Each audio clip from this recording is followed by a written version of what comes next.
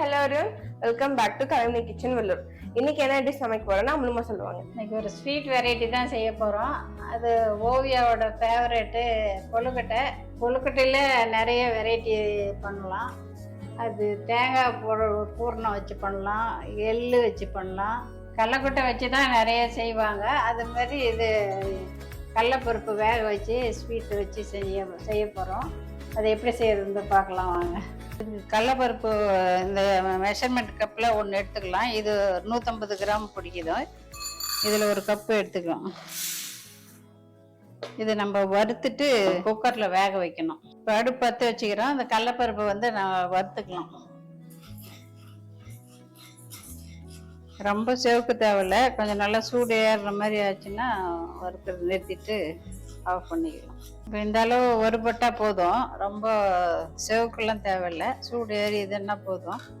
இப்போ இதை ஆஃப் பண்ணிவிட்டு நம்ம குக்கரில் மாற்றிடலாம்.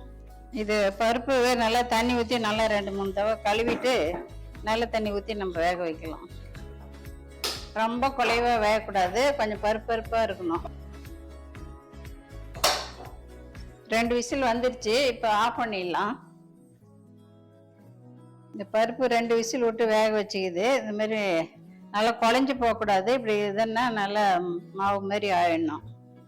அந்த சமயத்தில் நம்ம இதை தண்ணி இல்லாமல் வடிச்சிட்டு பருப்பு மட்டும் எடுத்து வச்சுக்கலாம். இந்த கொழுக்கட்டை மேல் மாவுக்கு 2 ஸ்பூன் மைதா மாவு எடுத்துக்கணும். அது ஏன்னாக்கா அது மாவு கொழுக்கட்டை வெடிச்சு அப்படியே கொஞ்ச நேரத்தில் ஹார்டாகிடும். அது இல்லாமல் சாஃப்டாக வர்றதுக்காக 2 ஸ்பூன் மைதா மாவு போட்டு தண்ணி ஊற்றி கலக்கணும். ஒரு 1/4 கப்பு மாரி தண்ணி ஊற்றி கலக்கணும். கட்டி இல்லாமல் கலக்கி வச்சுக்கணும். இந்த மாதிரி கலக்கணும். அதுக்கு இடியாப்பம் மாவு தான் எடுத்துருக்குது, டபுள் ஹார்ஸ். இது பச்சை மாவு எடுத்தோம்னா நம்ம அதை கொஞ்சம் லேசாக வறுத்துடணும். இது இடியாப்பம் மாவுனா வறுத்த மாவு, அதனால் இது வறுக்க தேவையில்லை. 250 கிராமு இது எடுத்துக்கலாம்.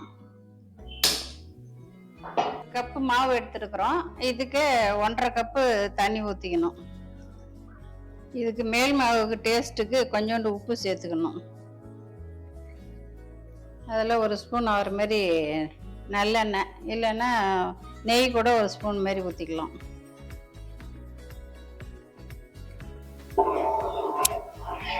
உப்பு நல்லா கரைஞ்சதும் இப்போ நம்ம கரைச்சி வச்சுக்கிற மைதா மாவு ஊற்றி கிளறிடலாம்.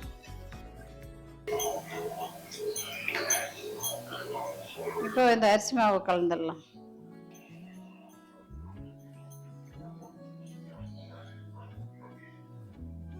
தீ கொஞ்சம் குறைச்சி வச்சுக்கலாம்.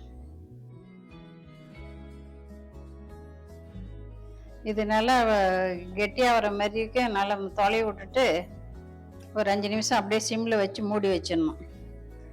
ஒரு 5 நிமிஷம் ஆயிடுச்சு. இப்போ இன்னொரு கிளறி விட்டுட்டு நம்ம ஆஃப் பண்ணிடலாம். ஸ்டவ் ஆஃப் பண்ணிடலாம். அப்படியே மூடி அந்த சூடு ஆறுற வரைக்கும் வச்சுக்கலாம். அப்புறம் நம்ம சூடு ஆறுனப்பினால நம்ம கையிலே பேசிடணும். அதனால இப்படி மூடி இறக்கி வச்சிடலாம். இந்த கொழுக்கட்டைக்கு மாவு, இது மேல் மாவு இது 1 கப்பு எடுத்தோம். இப்போ அதே கப்பில் 3/4 கப்பு மாதிரி வெல்லம் எடுத்துக்கலாம். இது கொஞ்சமாக தண்ணி சேர்த்து பாவு காய்ச்சிக்கலாம். சும்மா கொஞ்சம் போதால் போதும். இந்த வெல்லம் கரைஞ்சி பாகு ஆயிடுச்சு. இப்போ போதும், இதோட இறக்கி வச்சிடலாம். நெய் 1 ஸ்பூன் ஊற்றுக்குது.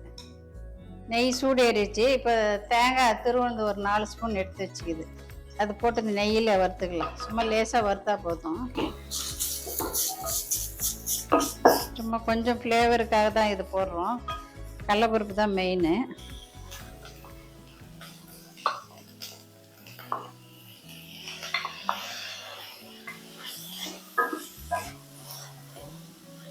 இது பருப்புக்காக கொஞ்சோண்டு உப்பு போடுறோம்.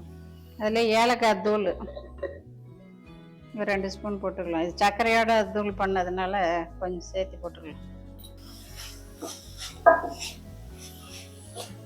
இப்போ லேசாக இதை மசிச்சுக்கலாம். 1-2 மசிச்சுக்கலாம். ரொம்ப பவுட்ரு பண்ணக்கூடாது. 1-2 இருந்தால் தான் மென்று சாப்பிட்றதுக்கு நல்லாயிருக்கும். இந்த வெள்ளைப்பாவு காய்ச்சி வச்சோம்ல, அது இதில் சேர்த்துக்கலாம். இந்த பாகோட பருப்பு வேந்துச்சுன்னா தான் அந்த வெல்லம் இதில் ஏறும். கொஞ்சம் கொதிக்க விடணும். இது பார்க்கறது தான் கொஞ்சம் தண்ணி மாதிரி இருக்கும், ஆறுனா கெட்டியாயிடும். இப்போ இறக்கி வச்சிடலாம். இப்போ இந்த மாவு கிளறி வச்சுவேன், எப்படி இருக்கு பார்க்கலாம். ஓரளவுக்கு கொஞ்சம் லேசாக சூடு இருக்குது. நம்ம கையில் தண்ணி கொஞ்சம் தொட்டு தொட்டு இது மாவு நல்லா சப்பாத்தி மாவு மாதிரி அழுத்தி பிசைஞ்சிக்கலாம். உருட்டி வச்சு அதை நல்லா மூடி போட்டு வச்சிட்டோம்னா காயாமல் இருக்கும். இது எப்போ தேவையோ ஒரு நாள் பூரா இன்னைக்கு பூரா எப்பப்போ தேவையோ அப்பப்போ கொஞ்சம் நம்ம செஞ்சுக்கலாம். இப்போ இதுக்கு வாழை இலை ஒன்று எடுத்துருக்குது, அது மேலே கொஞ்சம் எண்ணெய் தடவி வச்சுக்கலாம். இது மாவு நல்லா ஆறிடுச்சு, இது மாதிரி உருண்டை மாதிரி ஒன்று பண்ணிக்கலாம்.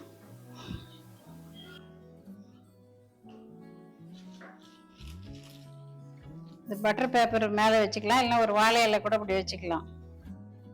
இதை வச்சு கொஞ்சம் ப்ரெஸ் பண்ணலாம். அது ஈவனாக வந்துடுது.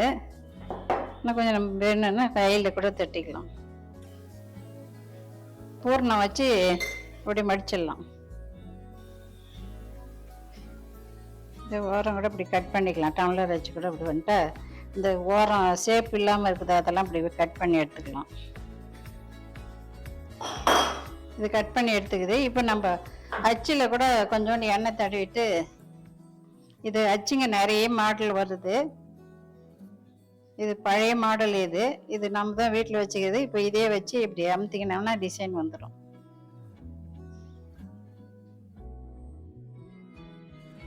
இது கொழுக்கட்டை மாவு வாங்கினதுக்காக ஃப்ரீயாக வந்தது. இதில் ஒன்று செஞ்சு பார்க்கலாம் அப்படியே இருக்குதுன்னு. இதில் கொஞ்சம் எண்ணெய் தடவிட்டு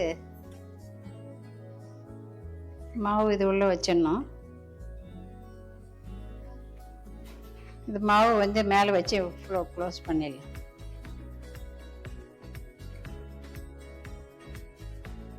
இது வேக வைக்கிறதுக்கு நம்ம ரைஸ் குக்கர் எடுத்து வச்சுருக்குறோம். இதில் கொஞ்சம் தண்ணி ஊற்றி வச்சுருக்குது. சூடு ஏறினோடனே இந்த கொழுக்கட்டை வந்து அந்த வாழை இலை போட்டு இதில் வச்சுருக்குது. தண்ணி சூடு ஏறி கொதிக்கிற ஸ்டேஜ் வந்துடுச்சு. இப்போ இது வச்சிடலாம் மேலே.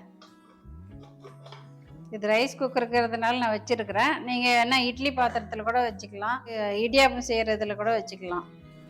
இப்படி விட்டோம்னா ஒரு 5 நிமிஷத்தில் வெந்துடும். இப்போ திறந்து பார்க்கலாம். எடுத்து வச்சிடலாம். கொழுக்கட்டை செஞ்சாச்சு. இது மோதகம் மாடலில் செஞ்சுருக்குது. இதெல்லாம் சாதாரண அச்சு வச்சில் செஞ்ச மாதிரி செஞ்சுருக்கிறோம். இப்போ ஓவியம் வந்து டேஸ்ட் பார்ப்போம்.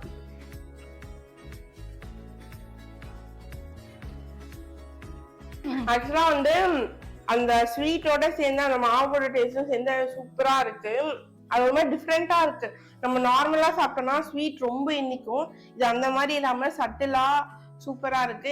எனக்கு என்னோட ஃபேவரட் டிஷ் இதுதான். ஏன்னா தெரியல, எனக்கு மற்ற கொழுக்கட்டையோட இந்த பருப்புல செய்யற கொழுக்கட்டை ரொம்ப பிடிக்கும். அதுல வந்து அந்த பருப்பு சாப்பிடும்போது நல்லா இருக்கும். கொழுக்கட்டைலாம் நிறைய கடைகளில் விற்கிறாங்க, ஆனால் கடலைப்பருப்பு வச்சு செய்கிறாங்களான்றது தெரியல. அதனால எப்போ வந்தாலும் இது கேட்பா. அதுக்காக இது வித்தியாசமாக செஞ்சுருக்குறோம். இது மாதிரி நீங்களும் செஞ்சு பாருங்க. அப்புறம் இந்த வீடியோ வந்து லைக் பண்ணுங்க, ஷேர் பண்ணுங்க, மறக்காம ஏதாவது டவுட்ஸ் இருந்தால் கமெண்ட் பாக்ஸ்ல கமெண்ட் பண்ணுங்க. இதே மாதிரி நிறைய வீடியோஸ்க்காக கலைமணி கிச்சன் சப்ஸ்கிரைப் பண்ணுங்க. தேங்க்யூ. பேட்டி இன்னும் முடியல, லைவ்ல ஓடிக்கிட்டு இருக்கு, மக்கள் எல்லாம் பாத்துக்கிட்டு இருக்காங்க. அவங்க சொல்லுவாங்கக்கா, சீட்டா இருக்கு, இந்த டேஸ்ட் தெரியுது, இதோட டேஸ்ட் தெரியுது அப்படின்னு போட்டவங்களுக்கு தானே தெரியும். கடையில விற்கிறது இந்த மாதிரிலாம் விற்கிறதே இல்லை, வீட்டில் தான் செய்வாங்க. இது என்ன பிரமாதம், இது விட பெசலைட் ஒண்ணு இருக்கு. இதுல கூட இந்த மாதிரி டேஸ்ட் இருக்காது அப்படி சொல்லலாம் தானே. கடையில கடலைப்பருப்பு வச்சு செய்ய மாட்டாங்கல்ல.